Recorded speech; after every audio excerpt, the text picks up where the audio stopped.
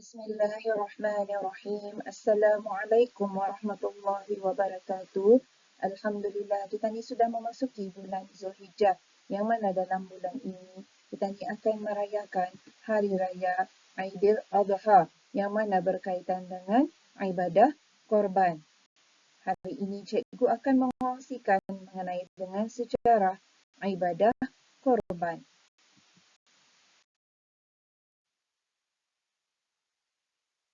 Sejarah ibadah korban.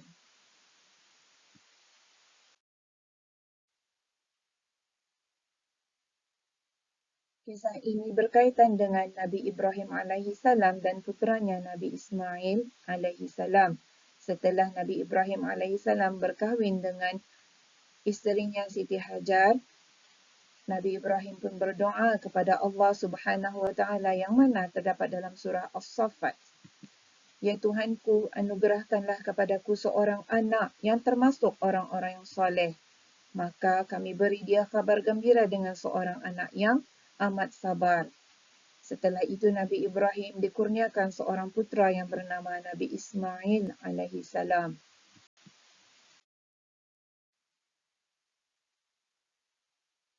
Apabila Nabi Ismail masih lagi kecil dan masih menyusu dengan ibunya Siti Hajar, Nabi Ibrahim menerima perintah daripada Allah agar membawa Siti Hajar isterinya dan puteranya Nabi Ismail ke satu tempat.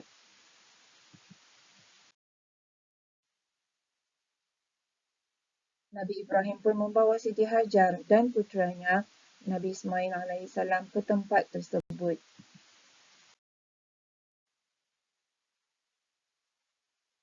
Setelah sampai ke tempat tersebut, Nabi Ibrahim pun meninggalkan isterinya Siti Hajar dan Nabi Ismail di tempat tersebut.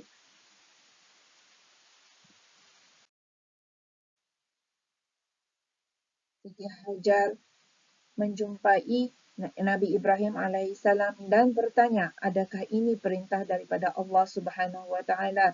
Nabi Ibrahim menjawab, ya. Dan Siti Hajar merasa tenang kerana daripada perintah Allah ini mesti ada hikmah yang akan berlaku.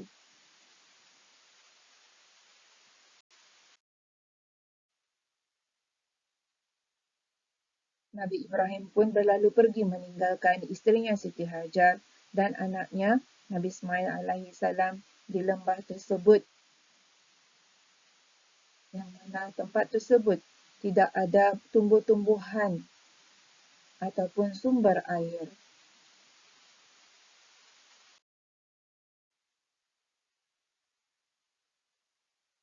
Setelah berlalu pergi, Nabi Ibrahim pun berdoa kepada Allah Subhanahu wa taala, yang mana terdapat dalam surah Ibrahim, ya Tuhan kami, sesungguhnya aku telah menempatkan sebahagian keturunanku di lembah yang tidak mempunyai tanam-tanaman di dekat rumah engkau, yakni Baitullah yang dihormati. Ya Tuhan kami, yakni yang demikian itu, agar mereka mendirikan salat, maka jadikanlah hati sebahagian manusia cenderung kepada mereka dan beri rezekilah mereka dari buah-buahan, mudah-mudahan mereka bersyukur.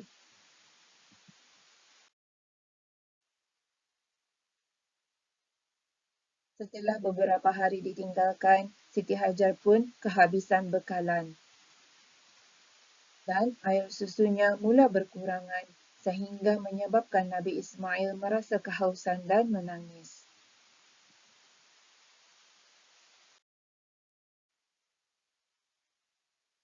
Siti Hajar berdiri dan berfikir bagaimana untuk mendapatkan sumber makanan ataupun air untuk meneruskan kehidupannya dan memberi anaknya Ismail air susu.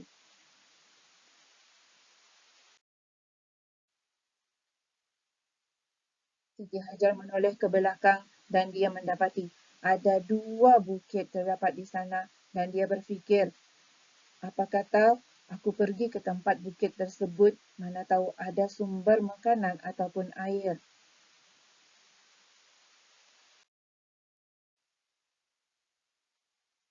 Dengan meninggalkan anaknya, Ismail yang sedang menangis menghentak kaki ke tanah, Siti Hajar pun pergi ke bukit tersebut berulang-alik daripada satu bukit ke satu bukit. Dan bukit-bukit inilah dipanggil Bukit Safa dan Bukit Marwah. Dari sinilah berasalnya sa'i, iaitu daripada Bukit Safa ke Bukit Marwah. Siti Hajar berulang-alik untuk mencari jika ada sebarang makanan atau air untuknya meneruskan kehidupannya.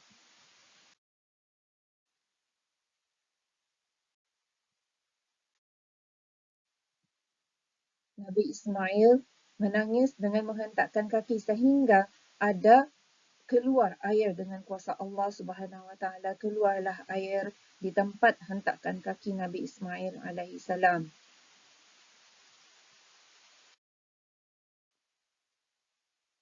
Siti Hajar hairan kerana tidak lagi mendengar tangisan daripada Nabi Ismail alaihi salam.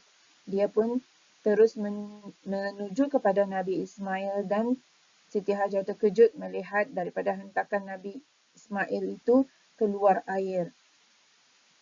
Dia pun terus berlari menuju kepada air tersebut dan putranya Nabi Ismail alaihi salam. Siti Hajar terus mengambil bekas yakni bejana untuk memasukkan air tersebut ke dalam bekas itu. Siti Hajar berkata, Zamzam, Zamzam, maknanya berkumpullah, berkumpullah untuk memasukkan air tersebut. Maka dari sanalah gelaran air Zamzam. Siti Hajar dan putranya merasa gembira dan mereka meneruskan kehidupan di sana. Dengan adanya air tersebut, tempat tersebut menjadi semakin subur. Adanya sudah tumbuh-tumbuhan yang tumbuh.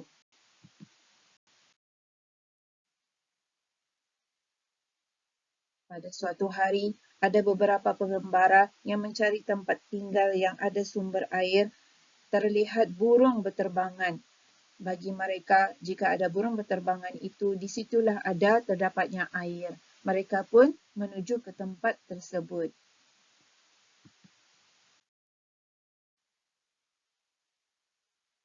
Setelah mereka sampai di tempat tersebut, mereka berjumpa Siti Hajar dan putranya Nabi Ismail alaihissalam. Mereka meminta izin kepada Siti Hajar untuk menggunakan air tersebut dan setelah itu mereka meminta izin untuk tinggal di tempat tersebut.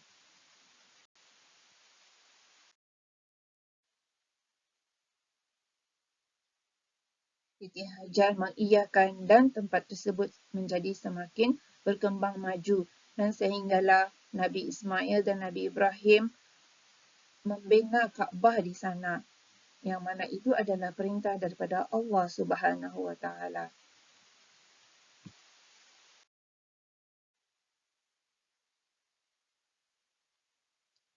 Setelah tempat itu berkembang maju, semakin ramai yang tinggal di sana sehinggalah tempat itu menjadi tempat tumpuan berniaga untuk meneruskan kehidupan rakyat-rakyat di sana.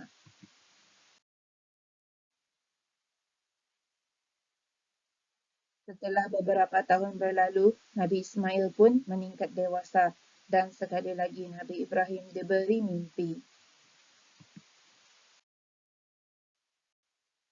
Di dalam mimpi tersebut, Nabi Ibrahim diperintahkan oleh Allah Subhanahu Wa Taala untuk menyembelih anaknya Nabi Ismail alaihi salam. Setelah bangun daripada mimpi, Nabi Ibrahim pun berfikir untuk berjumpa dengan isterinya Siti Hajar dan anaknya Nabi Ismail alaihi salam untuk memberitahu berkaitan dengan mimpinya.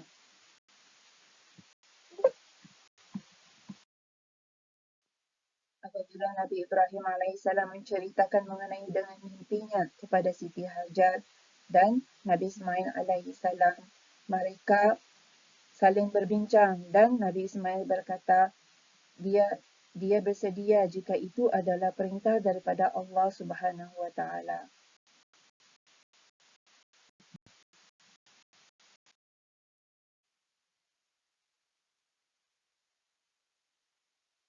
Kisah ini terdapat dalam surah As-Saffat Maka tak kala anak itu sampai yakni pada umur sanggup berusaha bersama-sama Ibrahim, Ibrahim berkata, "Hai anakku, sesungguhnya aku melihat dalam mimpi bahawa aku menyembelihmu. Maka fikirkanlah apa pendapatmu." Ia menjawab, "Hai bapakku, kerjakanlah apa yang diperintahkan kepadamu. Insya-Allah kamu akan mendapatiku termasuk orang-orang yang sabar."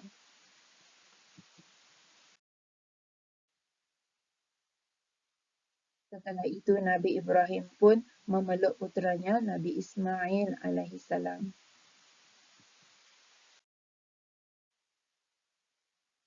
Nabi Ibrahim membawa puteranya Nabi Ismail alaihi salam menuju ke tempat yang tinggi untuk menjalankan perintah Allah Subhanahu wa taala.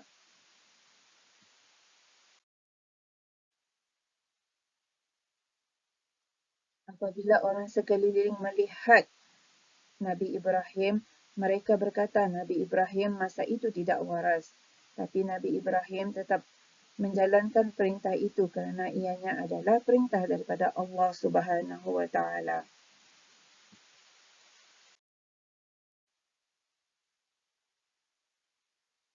Kisah ini terdapat dalam surah As-Saffat. Tatkala keduanya telah berserah diri dan Ibrahim membaringkan anaknya atas pelipisnya yang adalah kesabaran keduanya. Dan kami panggillah dia, "Hai Ibrahim, sesungguhnya kamu telah membenarkan mimpi itu, sesungguhnya demikianlah kami memberi balasan kepada orang-orang yang berbuat baik. Sesungguhnya ini benar-benar satu ujian yang nyata. Dan kami tebus anak itu dengan seekor sembelihan yang besar. Kami abadikan untuk Ibrahim itu pujian yang baik di kalangan orang-orang yang datang kemudian, iaitu kesejahteraan dilimpahkan atas Ibrahim. Demikianlah kami memberi balasan kepada orang-orang yang berbuat baik." Alhamdulillah atas kesabaran daripada Nabi Ibrahim dan putranya Nabi Ismail alaihissalam, telah ditebus anaknya Nabi Ismail dengan seekor sembelihan yang besar. Sesungguhnya ia termasuk hamba-hamba kami yang beriman.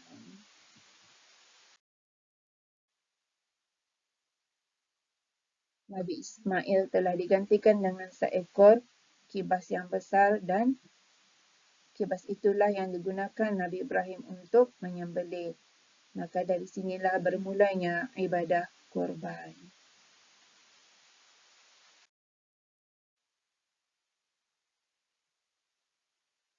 Hari Raya Korban tiba, pasti ramai yang gembira.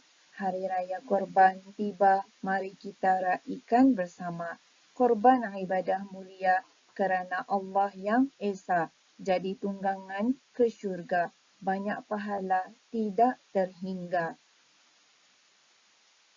Maka hikmah dan pengajaran yang kita dapat daripada kisah ataupun cerita daripada Nabi Ibrahim dan isterinya Siti Hajar dan putranya Nabi Ismail alaihissalam.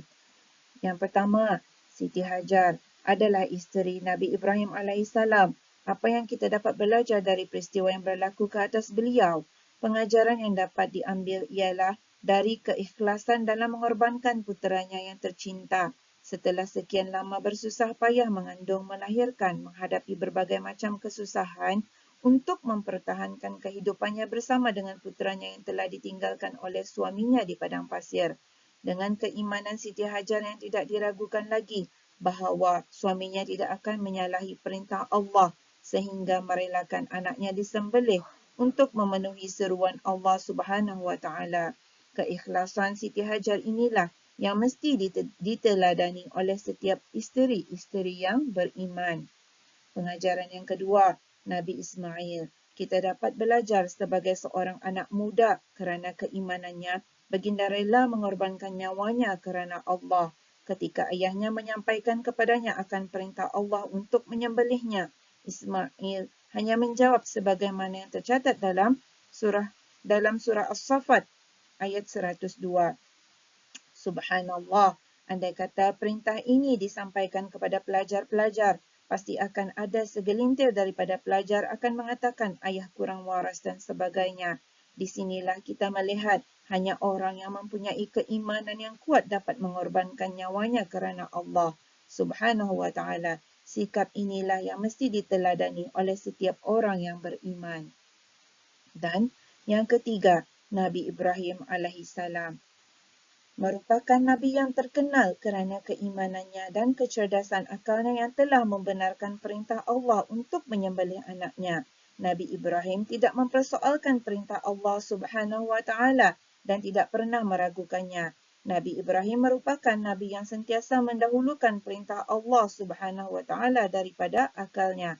Di zaman hari ini, banyak manusia mendewakan akalnya, begitu juga sains dan teknologi sebagai kekuatan baru. Padahal semua ini adalah makhluk ciptaan Allah Subhanahu wa taala. Maka cerita keluarga Nabi Ibrahim bersama anak dan isterinya akan terus kedengaran di mana-mana jua semasa meraihkan Aidil Adha mengenai ibadah kurban yang kita laksanakan selama ini, iaitu dengan menyembelih haiwan untuk dibahagi-bahagikan kepada keluarga fakir miskin dan para jiran tetangga hanyalah sebagai simbol yang membuktikan ketaatan kita kepada Allah Subhanahu wa taala. Dengan adanya ibadah kurban ini diharap akan tumbuh dalam jiwa setiap orang yang berkorban sifat kedermawanan dan merendah diri.